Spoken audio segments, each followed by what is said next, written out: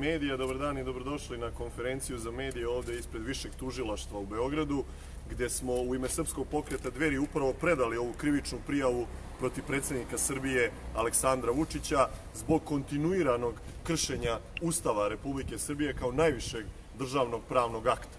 Kao što ovde možete i pročitati, a dobit ćete naravno i kopiju ove krivične prijave, protiv osumnjičenog Vučića Aleksandra, predsjednika Republike Srbije, rođenog 5.3.1970. godine u Beogradu, po zanimanju diplomiranog pravnika, koga pozvati na adresi predsjedništva Republike Srbije, ulica Andrića Venac, broj 1, opština Stari grad, zbog krivičnog dela ugrožavanja nezavisnosti iz člana 305 krivičnog zakonika, priznavanje kapitulacije ili okupacije iz člana 306 krivičnog zakonika, dela ugrožavanja teritorijalne celine iz člana 307 krivičnog zakonika i pripremanje dela protiv ustavnog uređenja i bezbednosti Srbije iz člana 320 krivičnog zakonika. Upravo bih naglasio ovo kršenje krivičnog zakonika iz člana 320, dakle pripremanje dela protiv ustavnog uređenja i bezbednosti Srbije, a to je upravo ono što je uradio predsjednik Srbije Aleksandar Vučić na konferenciji za medije nakon susreta sa dvojicom američkih senatora, kada je izjavio da je on spreman da potpiše priznanje nezavisnosti Kosova i Metohije i priznanje, dakle, nezavisnosti ove lažne države, ukoliko za uzvrat dobije nešto za kompenzaciju. Ono što mislim da je bilo krajnje vreme jeste da se podnese jedna ovakva krivična prijava protiv najvišeg činilaca vlasti u ovoj državi, koji sebi ne može da dozvoli ovako očito kršenje Ustava i konačno 4 člana krivičnog zakonika koja ga vode na višegodišnju tešku robiju zbog upravo dela koja krše našu teritorijalnu celovitost, koja ugrožavaju ustavni poredak, koja priznaju okupaciju dela naše državne teritorije, a sve zapravo kao krivično delo protiv ustavnog uređenja i bezbednosti Republike Srbije. Kada bi ovo učinio bilo koji običan građanin, to bi bilo nešto drugo i moglo bi se podvesti pod sferu slobode govora i analize bilo koje konkretne političke situacije. Kada ovo učini najviši državni službenik, a ovo nije uradio samo predsjednik Srbije Aleksandar Vučić, već u više navrata i ministar odbrane Aleksandar Vulin, protiv koga smo takođe podneli krivičnu prijavu ovde na istom mestu, Višem javnom tužilaštvu u Beogradu, onda to zaista jeste najozbiljnije krivično delo i podleže, dakle, više ovih članova krivičnog zakonika i zato zahtevamo od višeg javnog tužilaca apsolutno postupanje po ovoj krivičnoj prijavi i da i Aleksandar Vulin i Aleksandar Vučić budu privedeni pravdi i poštovanju zakona i naravno da odgovaraju za ova krivična dela koja čine. Mi praktično imamo najavu kršenja Ustava Republike Srbije, otvorenu pretnju za teritorijalnu celovitost države Srbije, otvorenu spremnost na priznanje okupacije dela naše državne teritorije i kompletno ugrožavanje ustavnog poretka od strane predsjednika Srbije Aleksandra Vučića. Ono što još dodatno mogu da napomenem jeste da je sve ovo, dakle, jedan široki plan pripreme i najave priznanja nezavisnosti Kosova koja se planira nakon nastupajućih izbora na proleće iduće godine i zato su sa svih strana veliki pritisci i iznutra i iz polja da opozicija predvođena Savezom za Srbijom učestvuje na tim nastupajućim izborima, da odustane od bojkota kako bismo dali legitimitet toj budućoj izdaji i predaji Kosova i Metohije od strane Aleksandra Vučića. Naravno da što se tiče Srpskog pokreta Dveri, a siguran sam i Saveza za Srbiju i velikog dela opozicije, ne pada nam na pamet da u tome učestvujemo i da Aleksandru Vučiću dajemo legitimitet za izdaju Kosova i Metohije. Takođe, to je danas važno naglasiti, ne pada nam na pamet da učestvujemo na izborima lažne države Kosovo koje je raspisao Hašim Tači, a ne predsjednik Srbije ili predsjednik Skupštine Narodne Republike Srbije, tako da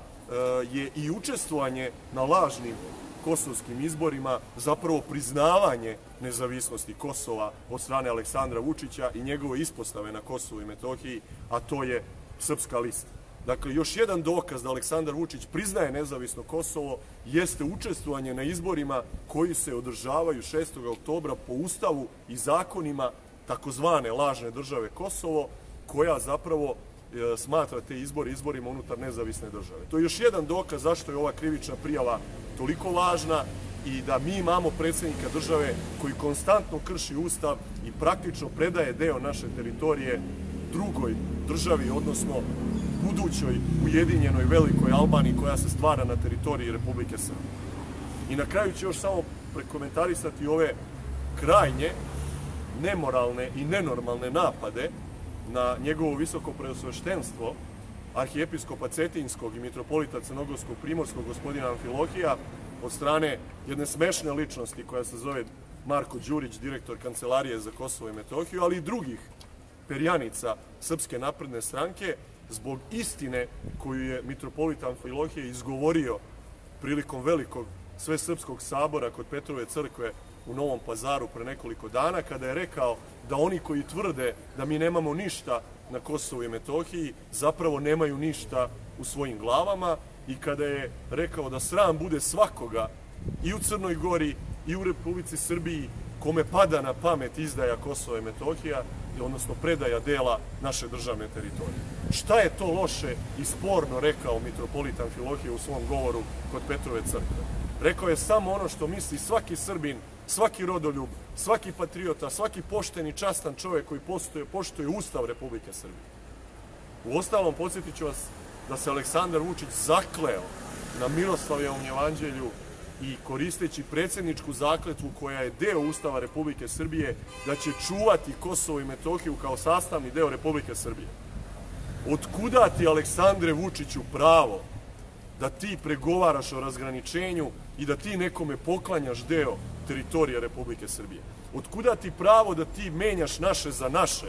na Kosovo i Metohiji? Otkuda ti pravo da sa Hašimom Tačijem pregovaraš o dodeli delova Preševa, Bujanovca i Medveđe takozvanoj lažnoj državi Kosovo, odnosno budućem nezavisnom Kosovu? Otkuda ti pravo da ti uopšte bilo kome poklanjaš bilo koji deo teritorije Republike Srbije? Ako ova krivična prijava ne bude procesuirana, ako više javno tužilaštvo ćuti na izdaju Kosova i Metohije, onda će na isti ovaj način aktuelni režim moći da predaje i druge delove Republike Srbije i neće se zaustaviti rasparčavanje naše države ni na Kosovu i Metohiji, već će doći na red i Raška oblast, i Vojvodina, i istočna Srbija, i jug centralne Srbije i svaki drugi deo na isti ovaj način na koji Aleksandar Vučić sada kaže da je moguće razgraničenje na Kosovu i Metohiji. Zašto i druge nacionalne manjine koje žive na prostorima Srbije ne bi postavile pitanje da se i one razgraniče i oduzmu deo teritorije Republike Srbije? Dakle, ovo je krivična prijava protiv predsjednika Srbije Aleksandra Vučića i nadležni državni organi su na potezu. Hvala vam, izvolite ako ima vaših pitanja.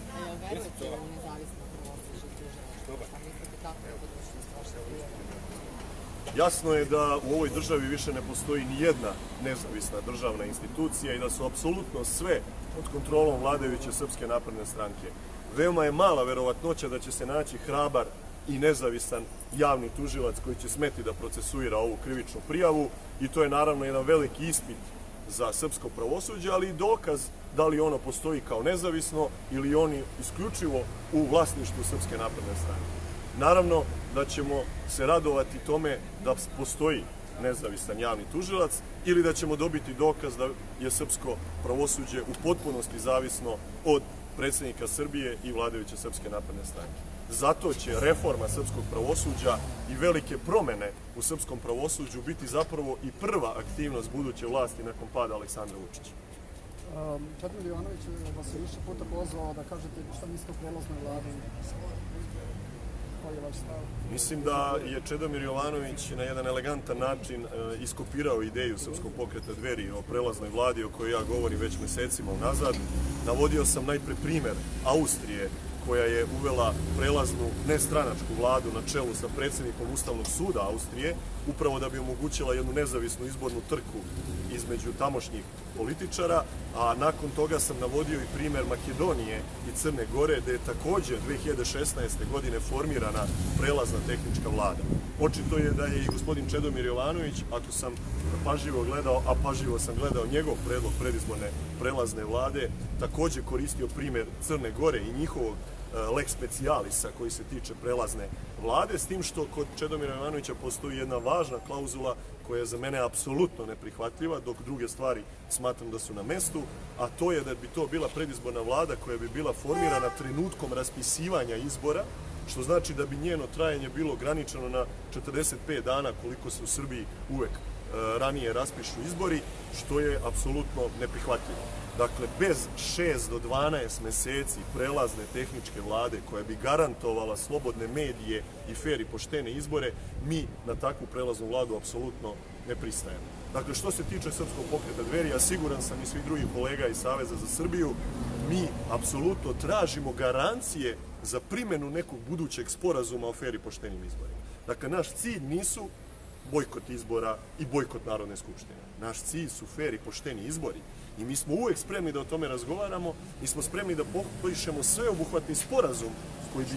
doneo fer i poštene izbore, ali naši uslovi su jasni. Minimum 6 do 12 meseci pre izbora mora da postoji sloboda medija i mora da postoje garancije da će se taj sporazum zaista primeniti. Ja smatram da je prelazna tehnička vlada najbolji garant tako nečega i da ako neko ima neki drugi predlog bolji garancija, ja sam spreman da ga čujem, ali ne mislim da ima bolji predlog od prelazne tehničke vlade da bismo uopšte imali garancije da će taj sporazum biti primenjen. Jer kada imate ko ministre u vladi Republike Srbije iz redova opozicije, kada imate iste takve duple direktore u javnim preduzećima i u lokalnim samoupravama nadležnim za sprovođenje izbornog postupka, tek tada možete da imate faktičku kontrolu nad izbornim procesom. Zato je važna prelazna tehnička vlada i lex specialis kojim bi to sve bilo zagarantovano, jer Aleksandru Vučiću i vladajućoj Srpskoj naprednoj stranci više niko normalan u Srbiji ne može da veruje na reč.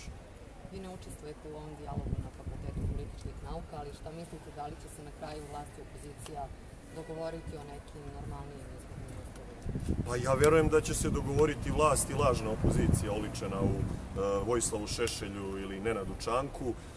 i bilo kome drugom ko je spreman na tu vrstu dogovora sa aktuelnom vlašću. On od tog trenutka za mene postaje takođe lažna opozicija, kao što sam već godinama nazad dokazao da su to Vojislav Šešelj i Nenad Čanak. Vidjet ćemo da li Čedomir Jovanović